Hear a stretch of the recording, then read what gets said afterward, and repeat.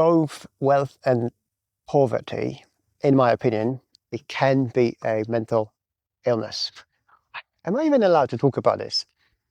Mental illness? Because nowadays it's hard, right? It's like mental illness is like, but I think it's important to understand, and I'll tell you why. Because there's so many comments under my videos from people saying, "Oh, it's all rich, rich," and it's like very strong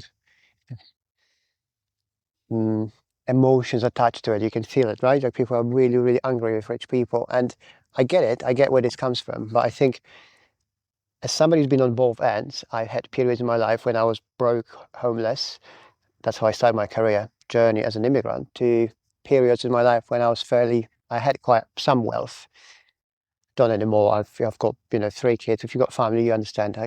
I'm comfortable enough to be raising a family, but I'm not where I used to be back in the day, right? But I've been on the both ends, and I have friends with lots of wealth. I've seen people with lots of wealth. I've seen people making lots of wealth and losing it all. And I also lost a lot myself. I actually had one of my businesses, my main businesses, went bankrupt a couple of years ago under my watch. So it was my fault. Things just happened I wasn't expecting. But nevertheless, I had to bear consequences. So I know exactly the feeling on both ends. And I think it's important to understand the differences and how both ends, both sides, both wealthy and people in poverty, can actually make things worse for themselves, obviously, but for everyone around. Okay, and I'm going to start with wealthy. And it's the biggest problem I have with wealthy people, and this is something I talked about yesterday in my video about why I think the right, so lots of bicycles, right is always losing. And one of the biggest problems for me is like the right has got this mindset of entrepreneurship, business, and therefore they don't want to share.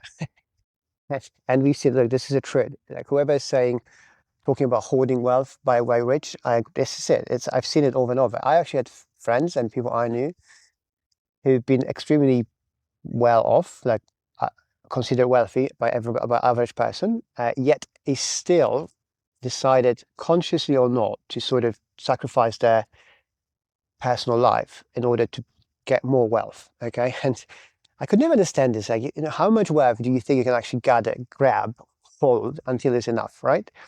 So when I started my journey as an entrepreneur, as a serious entrepreneur, knowing about this is, I think, human nature. I actually set myself a certain number where I decided I didn't get there. Once I got there, that is it. That's as much as I need for as a money, right? And then I can start being, I don't know, philanthropic about things, whatever that is, right? But that was my understanding, because I've seen it over and over. And wealth does something with people. Like the more you have, the more you want, and the more you have, the more you want, the more you trying to be overprotective, keep it secure, and then you're worried about losing it. So it can really take you down to the very dark path of actually losing your mind. Poverty, on the other end, is, I'll give you another example of mine, based on my life. Back in when I was a kid in Poland, obviously the Poland was very Christian country, very religious country. And every single one of us kids, we are always taught that being poor is a virtue. Poverty is a virtue. And it comes from the Bible and from the religion, right? And I think I'm sure that I know that it's misunderstood, all of it. Doesn't matter if you believe in the Bible or not. It's like, it's all twisted, because if you look at the church and the top heads, they're people that got all the wealth they can, right? So it's all bollocks. But the people believe in that. And then the poverty mindset was taught for us kids since early days. And then it was passed on generation by generation. And, I can kind of see it as a kind of way of getting by. If you can't have anything, and at least tell yourself that you're going to go, I don't know, to heaven or something by not having anything, right? It's a kind of hope, giving you a little bit of hope.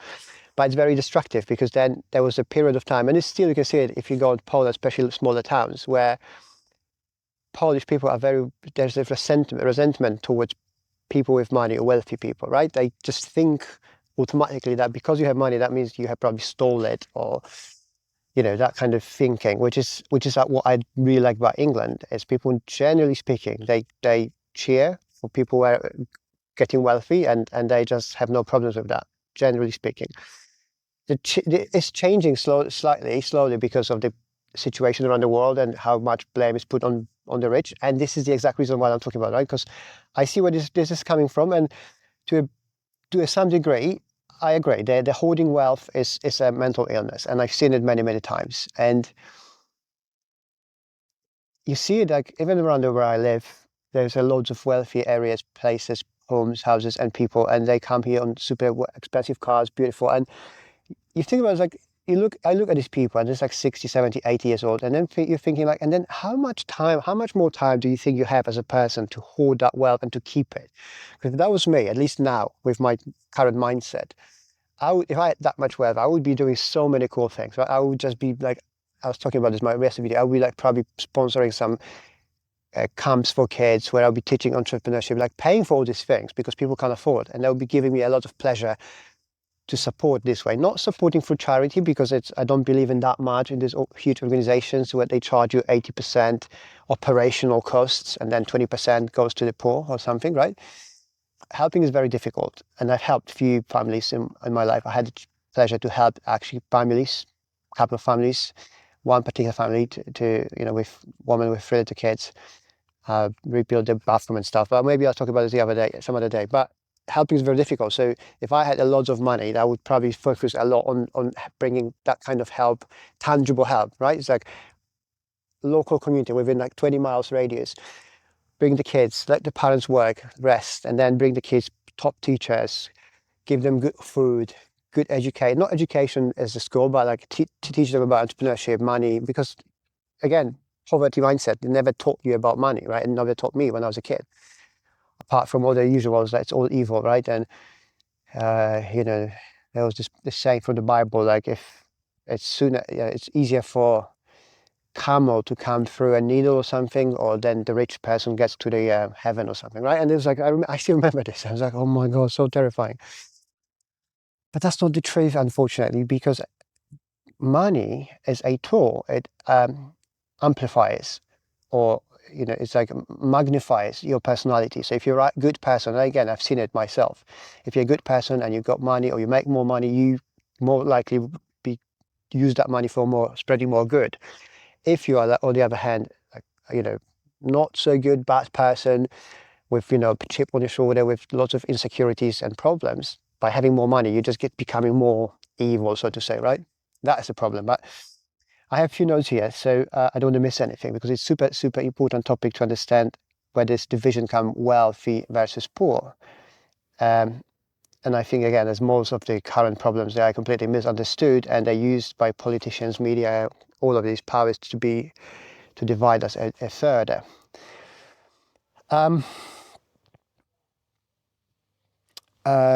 So I told you about my past in Poland and how destructive I believe it was, the narrative everywhere presented about this poverty being a virtue.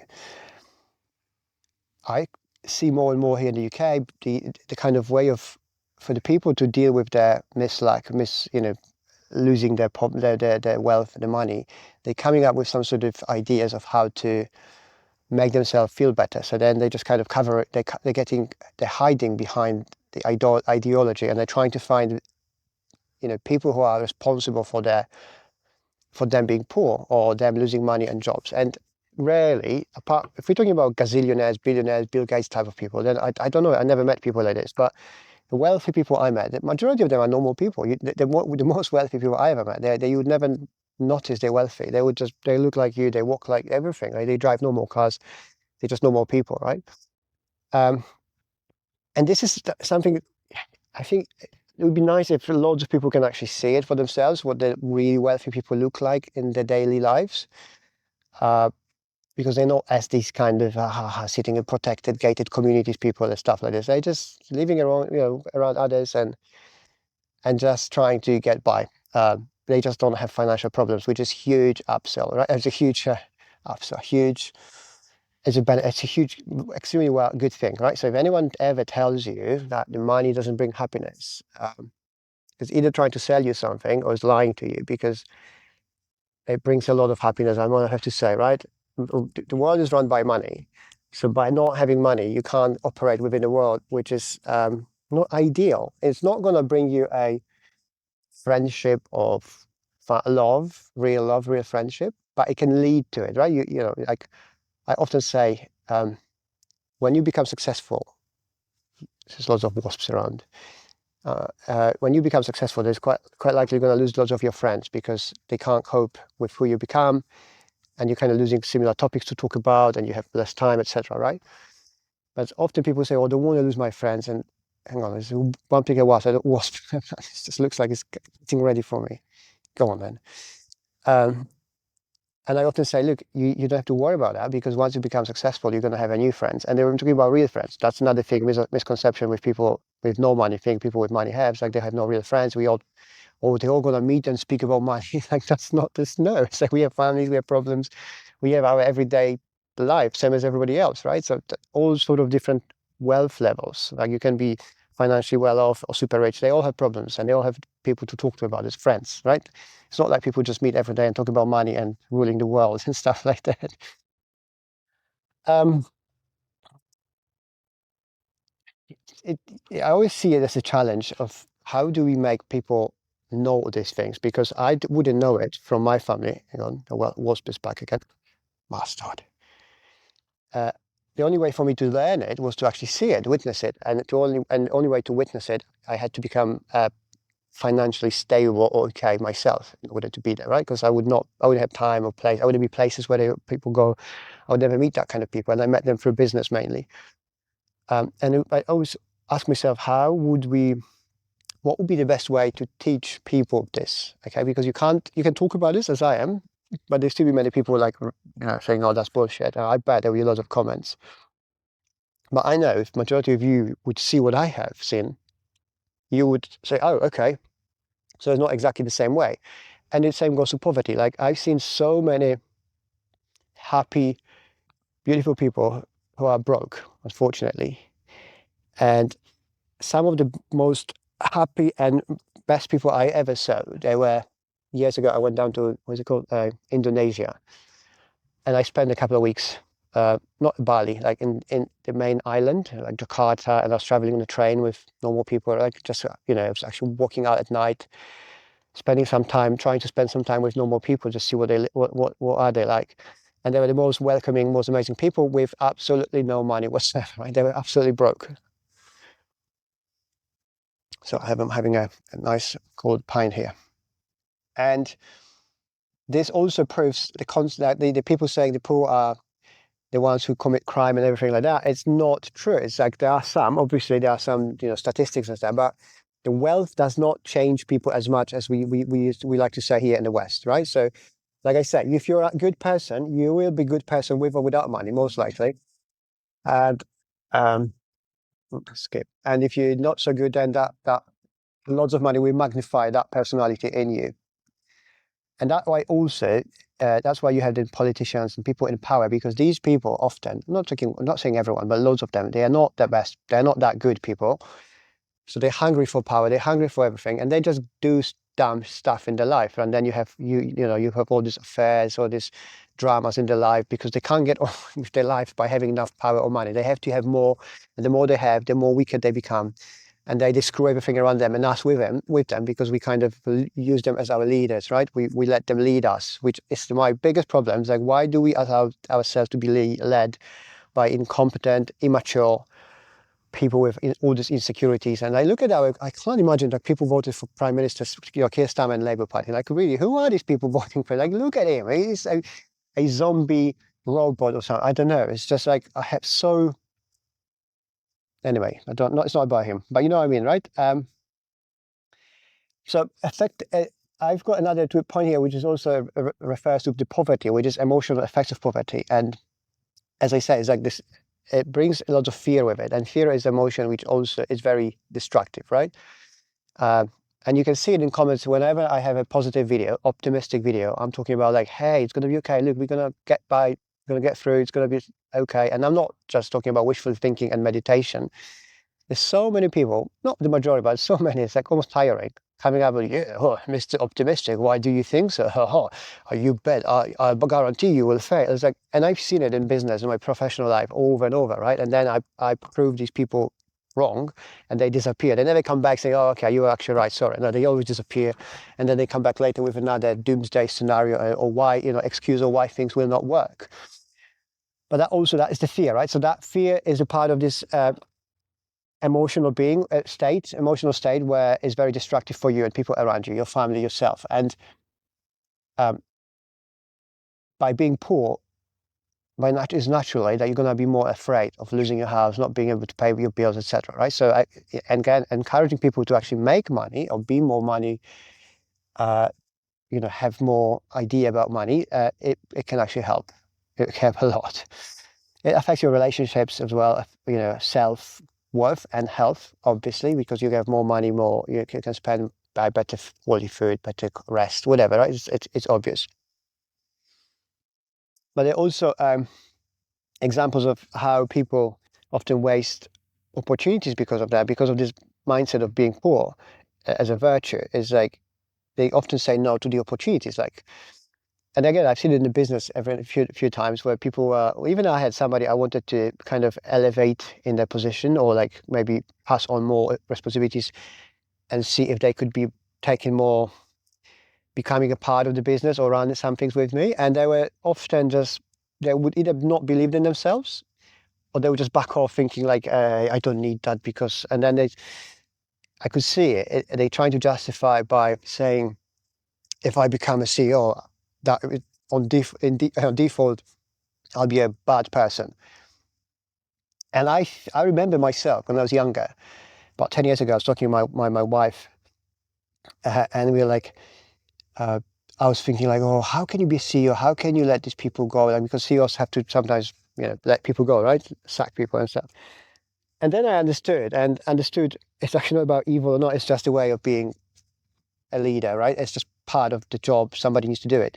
It's obviously how you do it and when, etc. It's all important. But I was always just kind of naive thinking when I was younger, and I think that's part of being young. Like that's evil, right? And that's not evil. It's just part of life. Life is difficult, and for reason, I suppose. And being responsible for that and having somebody who can actually make those decisions is very important and very good. And the key message is being poor can rewire your brain for shame, guilt, and limitations. And it's just not some wishful thing. It's not like Tony Robbins or something. I'll be here talking about, hey, it's all great. But it's true. It's like if your family members, everybody believes in being poor is great and you should not do it, and they give you every reason every day not to do it. That is rewiring. That rewires your brain 100%. Okay, and it's extremely difficult to get out of this poverty mindset. Very, very difficult. And if you do, then these people will turn on you, because they will think you're evil, or they will come and try to suck every penny out of you, because now you can afford, right? It's another part of having some money, which is a difficult part. And again, I just quickly want to go back to the disease of wealth. The stories of people hoarding wealth, we've seen it all. And this is where most of you coming up with this, it's all rich versus poor, like it's all rich's fault, which is not true. It's just more complex. And we're allowing things to happen for us, right? It's not like the things happening out of nowhere. But it's hoarding, never giving. And I had these friends, I remember, few friends, they're still friends, but I'm probably never going to do business with them, which is probably also good. Don't do business with your family and friends. Just keep it separate, unless it's a good friends, and then you can actually get your friendship more stronger. But like, I was always very generous, trying to be generous, because I was also trying to reward somebody's effort and talent, and because I haven't seen it in myself. Like I was always lacking this in my life. I was feeling like I was not rewarded properly for my efforts and work, etc. Which is probably not true. It's probably my limitations back then. And these people I worked with, and I knew I'm worth my worth then, and I wasn't like desperate for money or anything. And I was working with a couple of companies, a couple of people, and I was offered so little money. It was almost offensive to me, right? It's like I would feel bad by offering somebody with this much experience and knowledge that kind of money. And obviously, a couple of jobs. I didn't even take those jobs because I was like, sorry, I can't. It's just going to cost me more wasted opportunities elsewhere if I accept this. But what was worse for me, it was this kind of that these people knowing me, knowing what I went through and what I achieved and what I could do for them, or what they were asking me to do it for them, they did not see themselves, they should pay me well for that, right? Reward my time. Nobody can give me back my time. If I'm going to build somebody's business, that is a big commitment on my side, right? It's going to cost you money. And they would just think that's because we're friends, we're going to do it like cheap or something. Or like you've got these people coming to you because you're a business and they want to buy stuff half price from you because it's your business. This is really bad. If you have people like the friends like this in your business, don't do it, because the businesses, they're not for friendship. It's like to support people around who work there and just offer services or products, right? So if you're paying someone, be generous. Don't be this. And this is what I have biggest problem with richest people, because they're the tightest when it comes to spending. And this took me a long time to understand. Like, lots of rich people are rich because they don't spend money. It's not because they have some, because they don't spend money, literally, right? So you go there asking for money, they're not going to spend. And this is also part of where we are as why the right always loses and everything. Watch my previous video if you're interested. They just sickly attached to the wealth and the money they've made. And this is just not healthy. And it's destroying relationships, destroying businesses, destroying everything. Then you end up later, maybe, yeah, at the end you end up with lots of money. But so what? Life can change overnight, like really. Any accident or anything, illness can happen. And then what? What are you going to do with this money? You can't put it, look, the Egyptians tried it, didn't work. You can't put it in your coffin, right? It's not going to, you're not going to take it.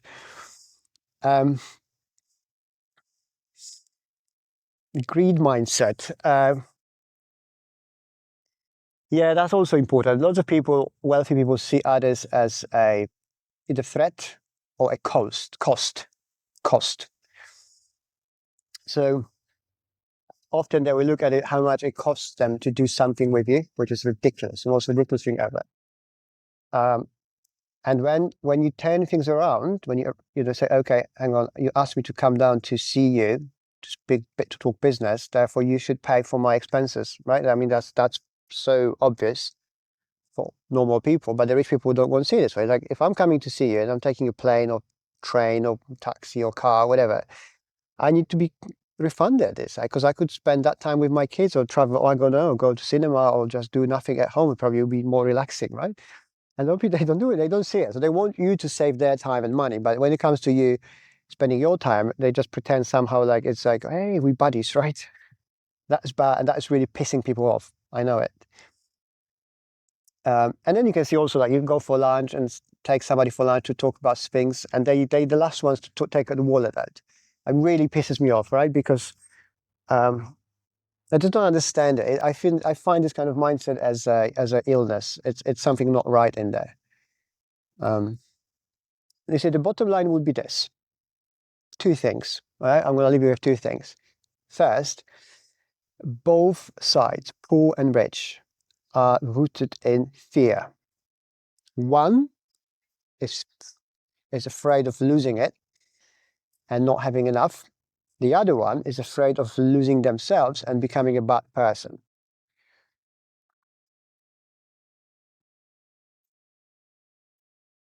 And that's clear. This should show you, it shows me that money itself is it's neutral, same as success, wealth, or poverty. It's all what we make out of it. Wealth it can be really obsession. It can become an obsession, and it's very hard to degrade your lifestyle, stop doing things. The more the wealthier you become, the people become, the more they spend, the more they get into debt, the bigger the house, the bigger the car, the faster the car, the bigger the holiday, the more show-offs, and that is very addictive. In fact, you can see, the stories when people just finish themselves because they can't afford some debt or something, which is just money, right? This is a money problem. Any money problem is kind of solvable, at least in England. Nobody's gonna, oh, that's a nice car. Nobody's gonna, put you in jail because you're in debt. Like, you're gonna have to just deal with it. People still feel so guilty and shame that they can't bear it. And rich people, one more misconception is they're not lazy. They spend enormous amount of time on work which you can't see. There's a lot of thinking, which is also work. I mean, even what I'm doing now on YouTube, it takes time. It takes so much to make a video. I like it. I'm enjoying it. I have a plan how to build this movement and channel. but it takes time. One video, this is 25 minutes. Then uploading the edit, simple edit. I don't edit my videos much, but it's just like, check the sound and all of this. That takes an upload on the YouTube app. YouTube checks for any, content problems, copyrights, everything. That takes like thumbnail type. That takes like 2 hours to make a 25 minutes video, right? Half a minute video. And I'm not talking about even preparing, I have notes. So this is a lot of work. And then I have other work to do, and I have family to deal with and everything, right? So it's like super busy. It looks like I'm not, but I am very busy. And lots of rich people are even more, and they do lots of thinking and things which lead to ideas, projects, and money, right? And the other thing, last thing I want to leave you with is money is not is a tool. It's not good or evil, right? It's just a neutral tool. You can use it as a hammer, and hammer can be used, to put a nail in the wall, or you can be used to destroy your car or do some damage, right? So it's no different to that. And if you see money this way, if you see rich and poor as people, it's going to help you understand the dynamics of the world and why we're so divided, and also probably maybe even make friends, because I know, as a fact, both rich and poor can be lovely, great people. Not everyone, but they can, and most of them are. It's just worth to understand, and just spend some time understanding them and getting to know them more. So that is it. I think I wanted to clarify this wasp spec. The common misconception is all rich, and this kind of hatred towards rich. I don't think it's healthy, and I think it's completely true. I understand where it's coming from. There's a lot of truth into it, especially about hoarding wealth. And then the more you have, the more you need, the more you think about optimizing for taxes and stuff like that. I'll give you one more thing at the end. I'll leave you with is I was very one of my friends, very wealthy guy here in England. He sold his business a few years ago, and I asked him once, like, why don't you go to another country like Dubai or something, right? And he was like, do you know what, Alex? Like, I don't want to. It's like, this is my home. It's like, yeah, I pay a lot of taxes, which is way too much, in his opinion, which I agree, because he's not getting the value back for what he's paying. But he says, well, if I go, when I live in the desert, it's like, I'm not going to have community. I'm not going to be able to walk around, do these things I like. It's going to be hot. It's going to be like, the trade-off is not worth it. And I was I was inspiring for me, because that was the first time I actually realized, hang on, it's not all about the money. It's not all about optimization, tax optimization and everything, right? Obviously, there's a level of ridiculousness, which we are very close to now in the UK. And it's not just about the taxes itself, but it's about how much we're getting back. Like, I pay taxes, or you pay taxes, or millionaires pay taxes, and they can't get into go and see a GP or something, right? Or can't call the police, that's the problem. But that's for another video, which, by the way, I'll prepare. It's another important topic. But that is it. I wanted to leave you with this. Think about it. Let me know what you think about rich and poor. If you have rich friends, what do you think? Are they all like this? Are they all really hoarding wealth, and they're not willing to share or do anything, not even sharing, but doing something inspiring with that money? Or is it just keeping in the bank account? Because that's a problem. As well as people here having all these expensive houses in the UK and just not even trying to give them to their kids or anything. They just, taking loans under their house so they can go on a cruise or something, 12 months cruise. Anyways, I'll leave you with this. Here's for you. Thanks for your support, for subscribers and all your comments. I really appreciate that. Let me know what you think. Be respectful, and I'll see you soon. Cheers.